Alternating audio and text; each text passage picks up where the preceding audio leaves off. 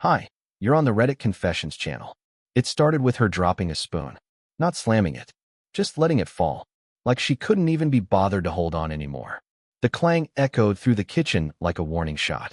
She stared at the milk soaking into the countertop and said, "I regret every day with you."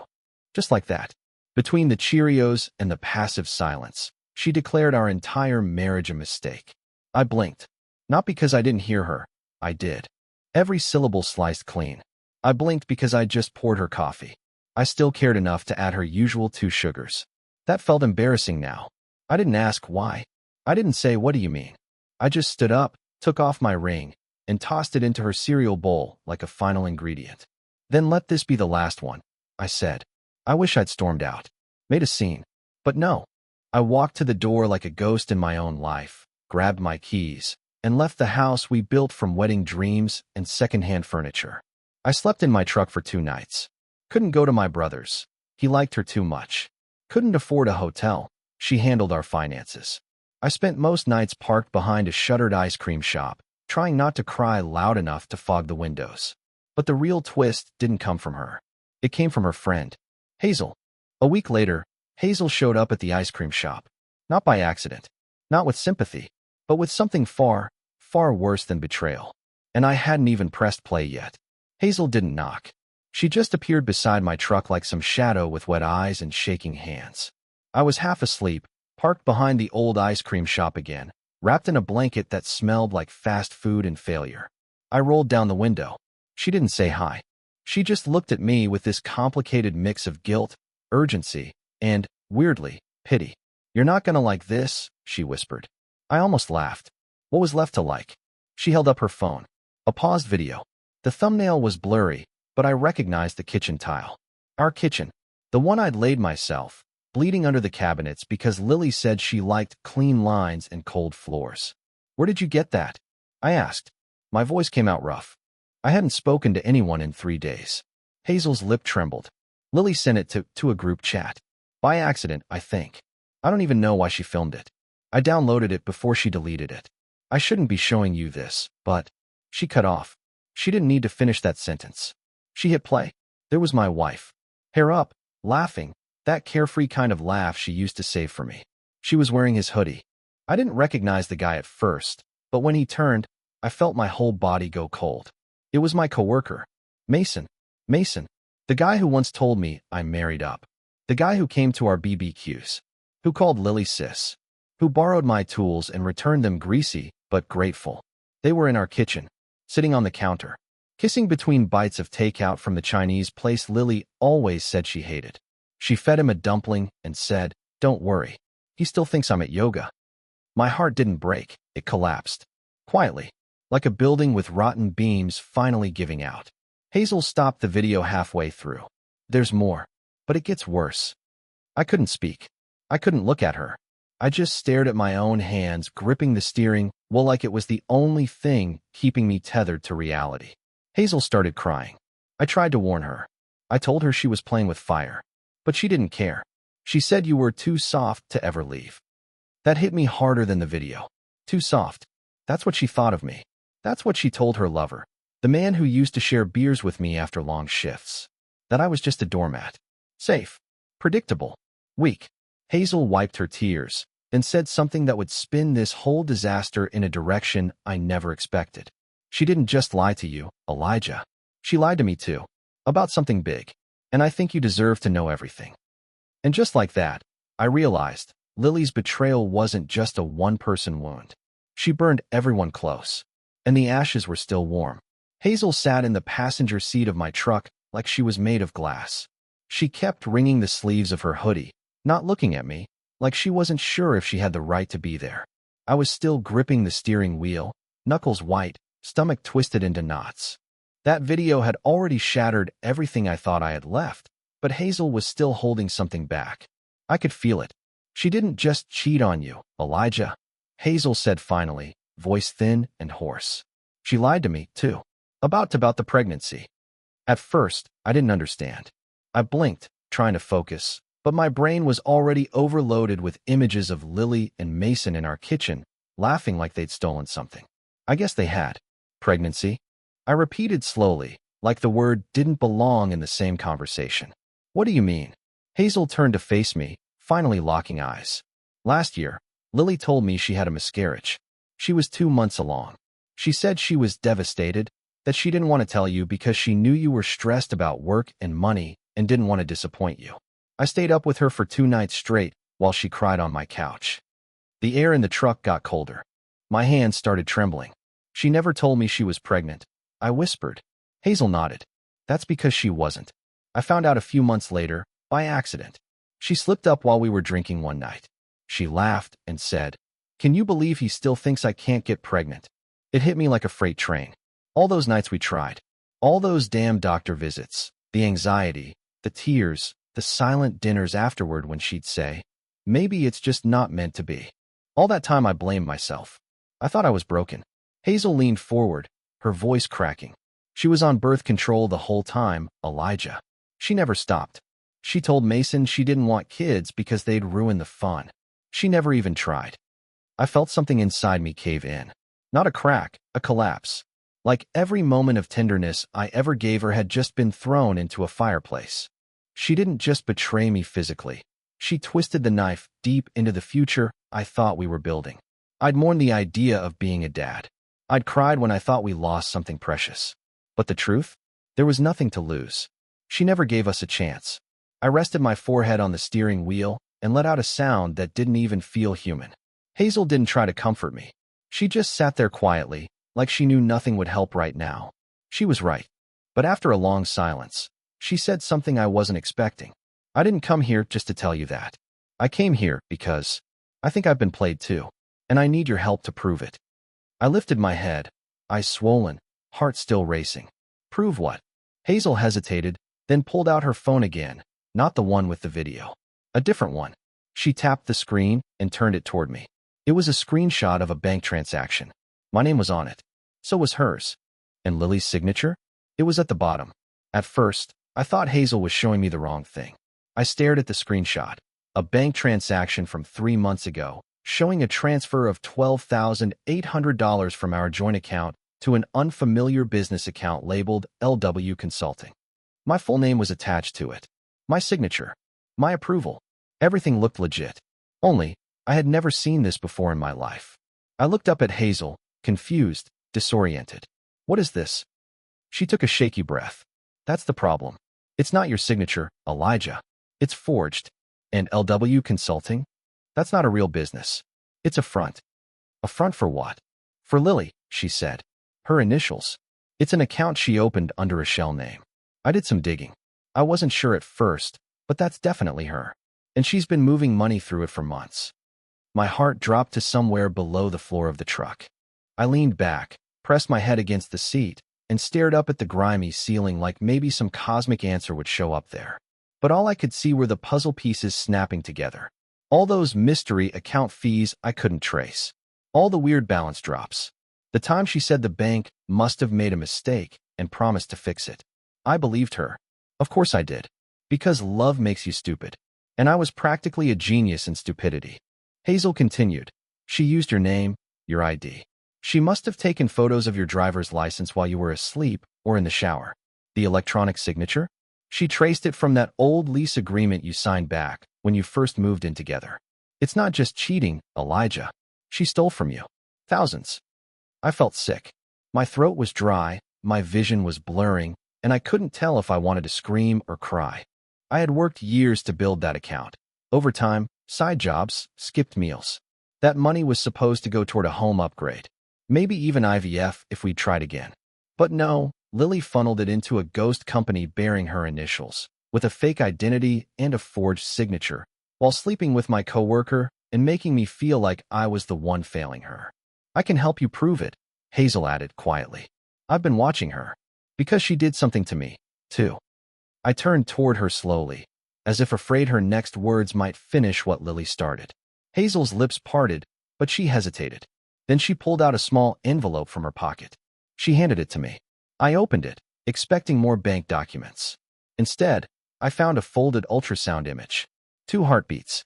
A note scribbled underneath in Lily's handwriting. Don't tell him. It's not his. I froze. Hazel said nothing for a moment. Then she whispered, "She told me she was going to get rid of it. But she didn't. And she didn't just lie to you. She used me to cover for her when she disappeared that weekend." I stared at the image, my hands trembling. "She told Mason it was his?" I asked. Hazel shook her head slowly. "She told me it was yours." The words hit me like whiplash. Everything twisted, rewound, turned inside out.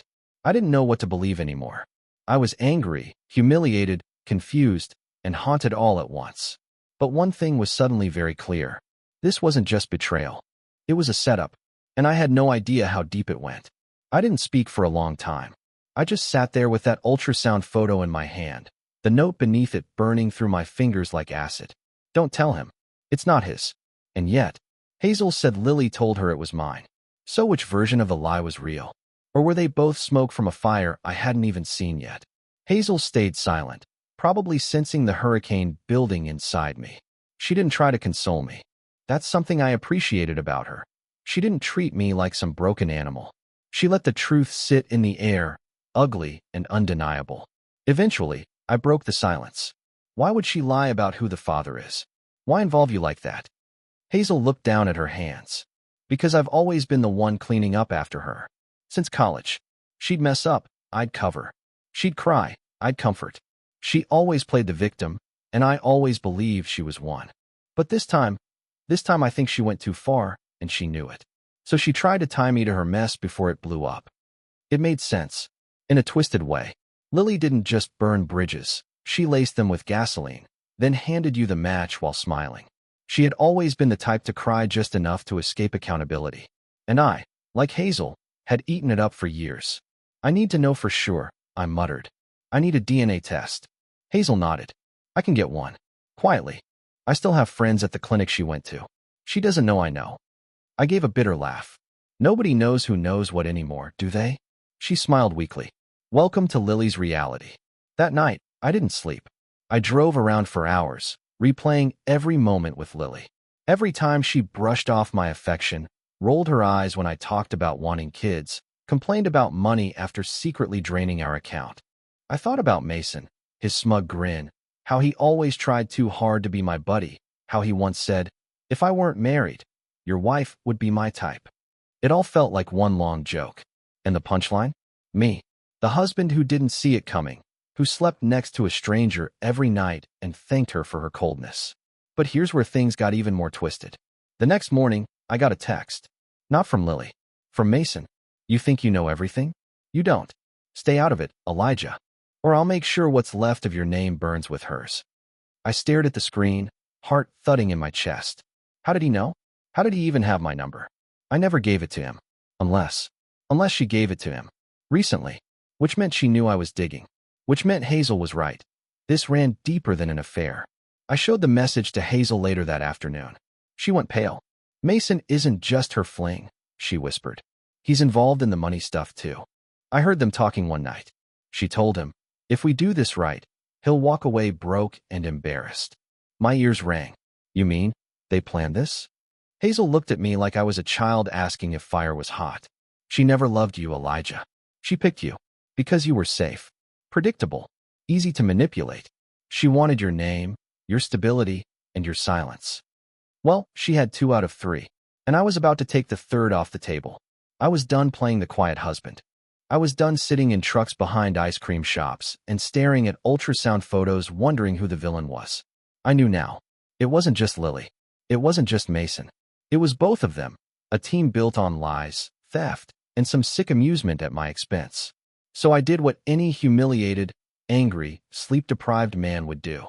I went to find Mason. He worked at the same firm I did, only 2 floors up. He handled accounts. I handled logistics. I had no power in that building. He had just enough to be smug about it. The kind of guy who liked to slap your back and steal your sandwich from the break room. When I got to the office, I expected tension. But the moment I stepped through the door, I knew something had shifted. People looked at me. Really looked. Not with sympathy or judgment, but confusion. Whispers followed me down the hallway like smoke trails. I didn't care. I beelined straight for Mason's office. I didn't even knock. I pushed the door open with every ounce of restrained fury in my spine. But Mason wasn't at his desk. His office chair sat crooked, papers scattered. A half-full coffee cup spilled on the windowsill. A woman from HR was inside, red-faced, on the phone, saying something about legal and misconduct. She looked up, startled. Elijah? You didn't hear? Hear what? She hesitated, lowered her voice. Mason was terminated this morning. Effective immediately. Something about unauthorized access to financial records, falsified reimbursements, personal use of client funds. It's a whole mess. Compliance flagged it last week, but it was just confirmed this morning. I stood there stunned. Did Lily report him? The woman looked confused. Lily? No. Someone anonymous sent an entire folder of proof, emails, bank transactions, even a recording. Whoever it was had access to everything. Mason didn't even get a chance to argue. Legal walked him out 20 minutes ago.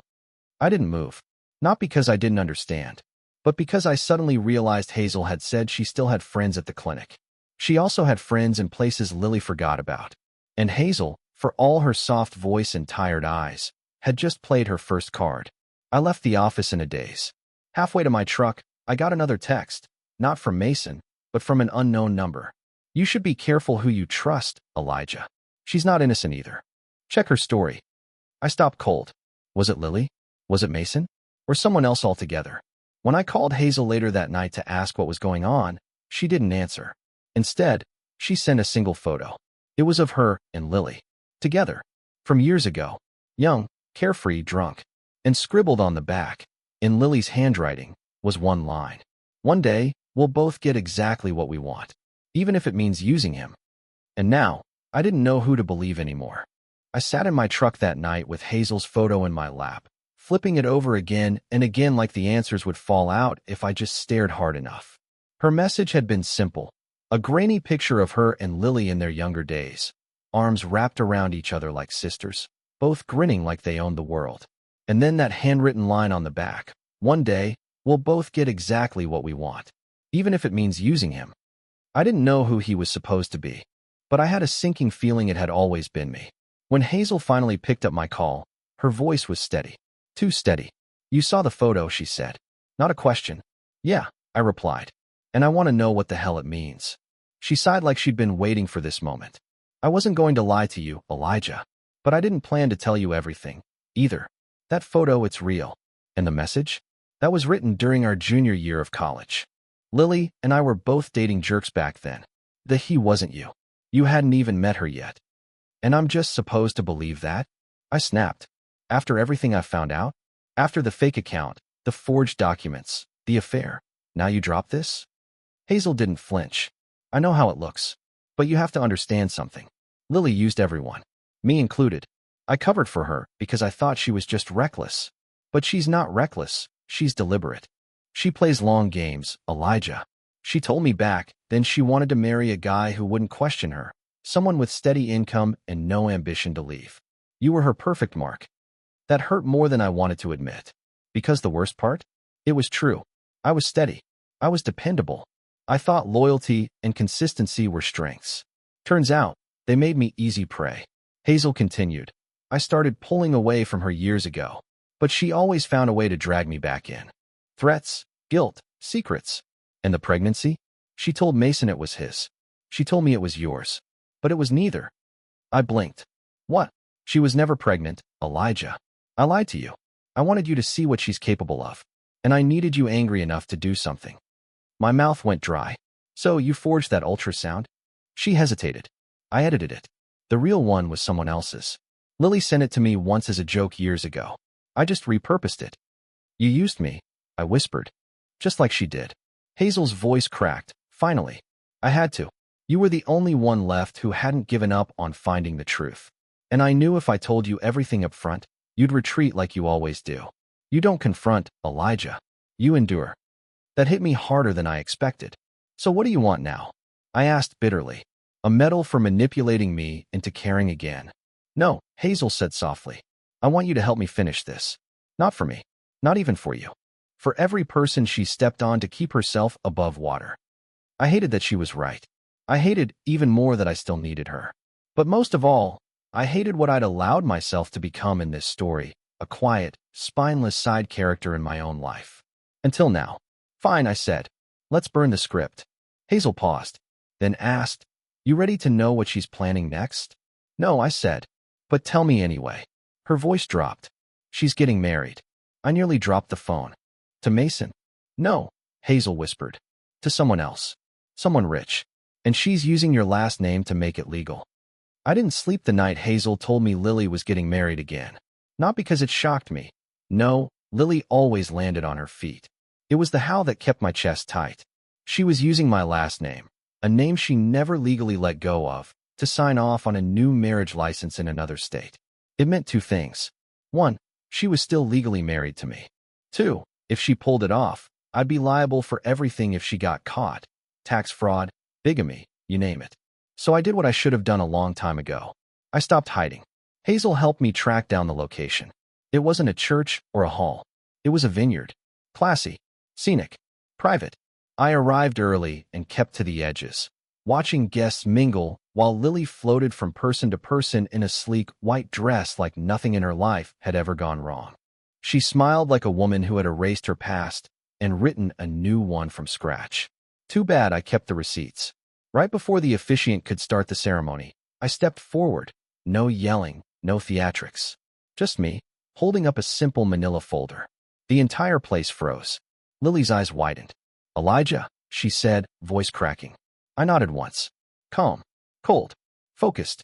Hey, Lily, before you say I do to your next target, maybe let's clear up the fact that you're still legally married to me. Gasps. Whispers. Her new fiancé looked like he'd been hit with a brick. I handed the folder to him personally. Every bit of evidence Hazel and I had gathered. The forged transfers. The fake business. The affair. The video. The fake pregnancy. Every dirty piece of her puzzle. And I looked Lily in the eye. You regret every day with me? Good. Let this be the one you remember most. I didn't wait for a reply. I walked away. The best part? Hazel filed everything anonymously. The authorities took it from there. Lily's new wedding? Cancelled. Mason? Still jobless and under investigation. As for me, I filed for divorce that same day. Clean. Legal. Final. Hazel and I didn't become anything more than allies. But I thanked her for pushing me when I was too numb to move. And myself? I'm finally building a life that doesn't begin with someone else's lie.